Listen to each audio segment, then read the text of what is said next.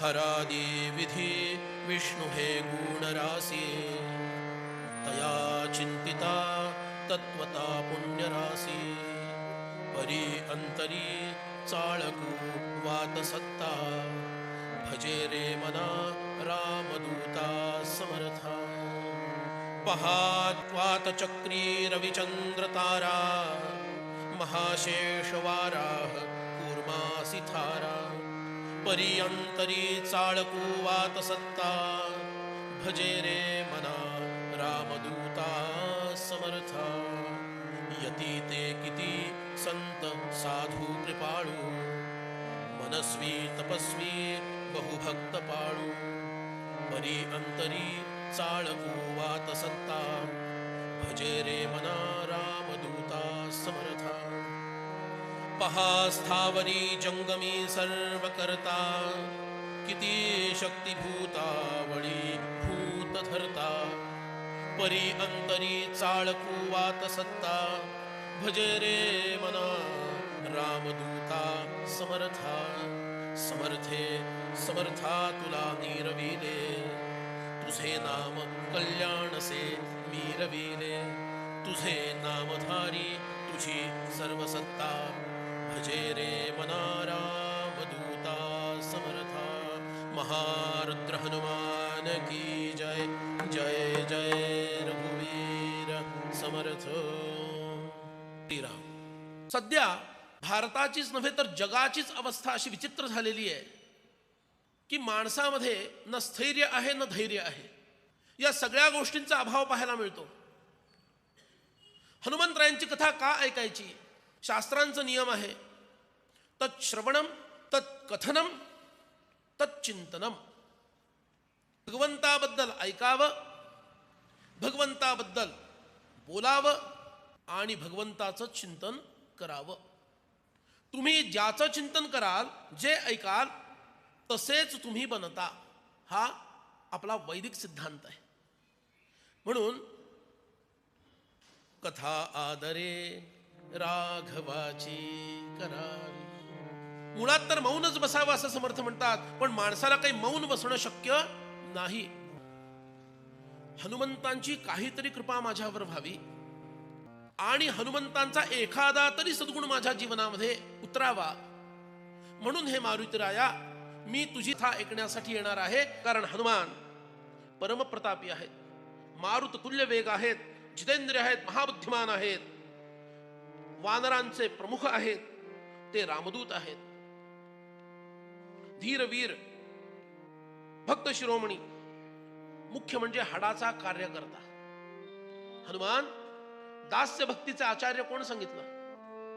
हनुमानजी महाराज दास्य भक्तीचे आचार्य आहेत. आणि दास्य भक्तीचा जो कोणी साधक असेल त्याला कार्यकर्तृत्व जमलंच पाहिजे. कारण सेव्य सेवक भावामध्ये तुम्हाला सेवा करावी लागते आणि ही सेवा तन मन धन आणि विचारांची आहे. तो हाडाचा कार्यकर्ता असावा लागतो. ते महायोगी महाज्ञानी आहेत. हे सर्व सद्गुण आपल्याला माहिती आहेत हनुमंतांचे. पण काही अज्ञात सद्गुण सुद्धा मला तुम्हाला सांगायचे आहेत आणि कथेमध्ये त्यांचंच आपल्याला चिंतन करायचं आहे. आपल्याला माहित आहे की नाही, कल्पना नाही, हनुमान त्या काळातील सर्वश्रेष्ठ वक्ता होते. वक्ता दशसहस्रेषु असं शास्त्रांनी सांगितलंय. शतेषु जायते वीर सहस्रेषु च पंडितः वक्ता दशसहस्रेषु दानी भवती वानवा. 10,000 एक वक्ता तयार होतो. आणि या अशा 10,000 एकत्रित केल्यानंतर जेवढे वक्ते तयार झाले त्या सर्व वक्त्यांमधला सर्वोच्च वक्ता म्हणजे हनुमान आहे. हे सर्व विषय आपण पाहणार आहोत. इतकंच नव्हे, हनुमंतराय मधुर भाषी आहेत. आपल्याला हनुमंतरायांचं रुद्र उग्र रूप माहितीये. हनुमान इतके मधुर बोलणारे आहेत ना.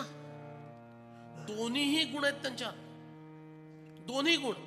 गरज पडली तर अत्यंत मधुर बोलतील आणि गरज पडली तर कठोर बोलायला कमी करणार नाहीत. आणि दोन्ही गुण तुमच्यामध्ये असायला पाहिजेत. ज्याला नेतृत्व करायचं आहे, ज्याला एखादं मोठं कार्य जीवनामध्ये उभं करायचं आहे, त्याच्यामध्ये हे विरोधाभासी वाटणारे सर्व गुण असावे लागतात. आणि सर्व गुणांचा सागर असणारे श्री हनुमान, त्यांचं चरित्र आम्हाला सांगोपांग जर कळलं तर आमच्याही जीवनामध्ये कदाचित ते गुण अंश रूपानं का होईना प्रकट झाल्याशिवाय राहणार नाहीत, म्हणून ही कथा ऐकायची. आणि हनुमान कसे आहेत माहितीये? हनुमान इंगितज्ञ आहेत. इंगितज्ञ म्हणजे काय? ओठात काय आणि पोटात काय. बुवा किती छान कथा झाली, हे ओठावर, 8ला थांबवलीत म्हणून हे पोटातलं. ओठात काय आणि पोटात काय. अरे तुम्ही काय बोलता, इकडे हनुमान बघत नाहीत. What are your vibrations. तुमच्या भाषेत बोलू, वाइब्स कशा येत आहेत. इतकंच नव्हे, कोणत्या मुहूर्तावर तुम्ही सूर्यनाडी की चंद्रनाडीतून श्वास घेत, कुठली नाडी श्वास तुमची चालू आहे त्याच्यावरून तुम्ही काय बोलता याचा अंदाज हनुमंतांना येतो.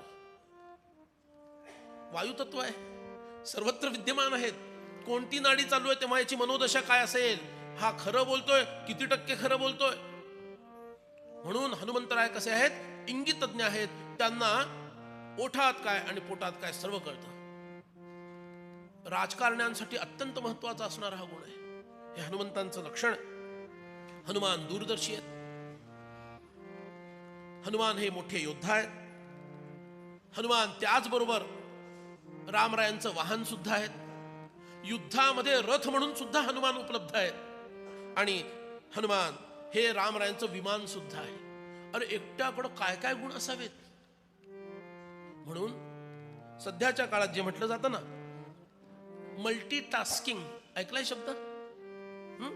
मल्टीटास्किंग. आम्हाला काय शिकवताय मल्टीटास्किंग? आमच्याकडे मल्टीटास्किंगचे मोठे मोठे कोर्स करणारे लोक पहिल्यापासून विद्यमान आहेत, पण आम्हाला आमच्या लोकांकडे बघायचंच नाहीये. We are seeing the west and then happening all the west. एकदा WEST, एकदा WASTE. का सुंदरकांडाचं इतकं महत्व आहे? हनुमंतांसारखा पुरुषांसाठी उपदेश करणारं एक आदर्श चरित्र आणि स्त्रियांसाठी सीतामाईचं दिव्य चरित्र, हे दोन्ही तुम्हाला पाहायला मिळतं सुंदरकांडामध्ये. म्हणून त्याचं नाव सुंदर आहे. एक भक्त आहे, दुसरी भक्ती आहे. भक्त आणि भक्ती यांचा संबंध कसा आहे आणि त्याच्यामुळे भगवान कसे मिळतात हे सांगणारं कांड म्हणजे सुंदरकांड आहे. सुग्रीवानं सर्व कोट्यवधी वानरांना किष्किंधेच्या बाहेर बोलवलं. 4 विभाग केले. वानत नावाच्या वानर प्रमुखाला 1,00,000 वानर बरोबर देऊन पूर्व दिशेला पाठवलं. 1 महिन्याचा अवधी दिला. 1 महिन्याच्या आत सीतामाईला शोधून आणायचं, नाहीतर शिरच्छेद केला जाईल. पश्चिम दिशेला वालीची पत्नी तारा, हिचा पिता सुषेण या वानराला 2,00,000 वानर बरोबर देऊन पाठवलं. त्यालाही 1 महिन्याची मुदत दिली.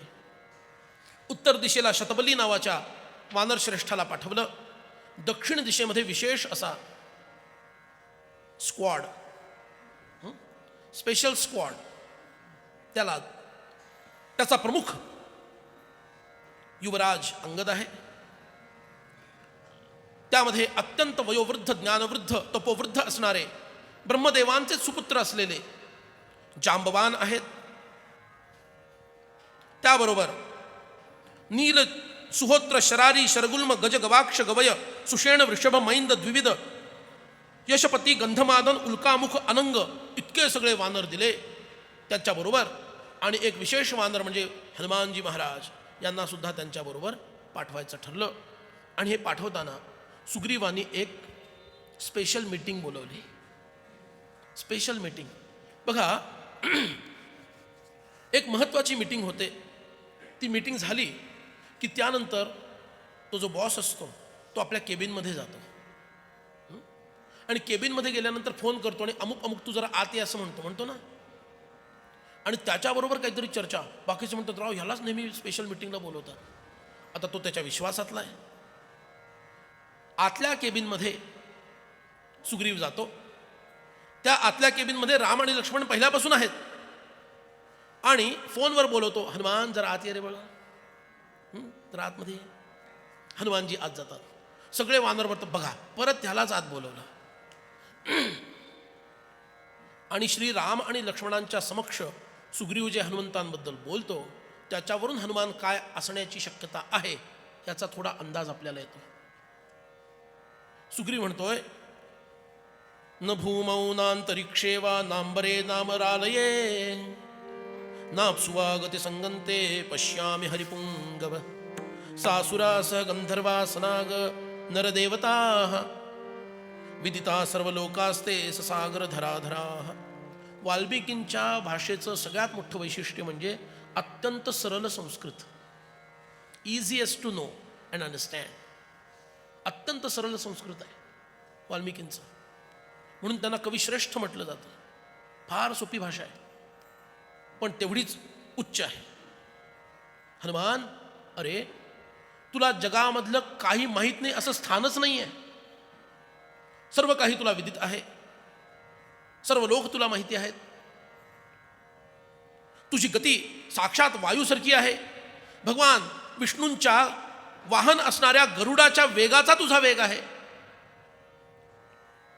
आणि म्हणून त्वय्येव हनुमान अस्ति बलं बुद्धी पराक्रमः देशकालानुवृत्तिश्च नयश्च नय पंडित. महारुद्र हनुमान की जय. जय जय रघुवीर समर्थ. काय म्हणताय सुग्रीव? नयश्च नय, नयंच नय पंडित. कोणती नीती कोणत्या वेळेला इम्प्लिमेंट करायची आणि कोणती नीती कधी बरखास्त करायची याचं परिपूर्ण ज्ञान असणारा तू आहेस. नय पंडित, diplomat. You are the best diplomat. सध्याचे आपले डिप्लोमॅट फार गाजत आहेत, माहिती आहे तुम्हाला? त्यांचं नाव काय नाव आहे? हरिशंकर की जयशंकर की उमाशंकर की कोण? जयशंकर. त्यांना विचारलं तुमचा आदर्श कोण? जयशंकरला. त्यांनी सांगितलं माझे आदर्श दोन. पहिले हनुमान, दुसरे भगवान श्रीकृष्ण. जय जय रघुवीर समर्थ. सर्वश्रेष्ठ नीती धर्म असणारे रामायणातील हनुमान, महाभारतातील श्रीकृष्ण. कधी कोणती नीती अप्लाय करावी आणि त्याचबरोबर कोणती नीती बरखास्त करावी हेही कळलं पाहिजे. तेव्हा तुझा ही धकाधकीची कामे तीक्ष्ण बुद्धीची वर्मे भोळ्या भावार्थे संभ्रमे कैसे घडे. जय जय रघुवीर समर्थ.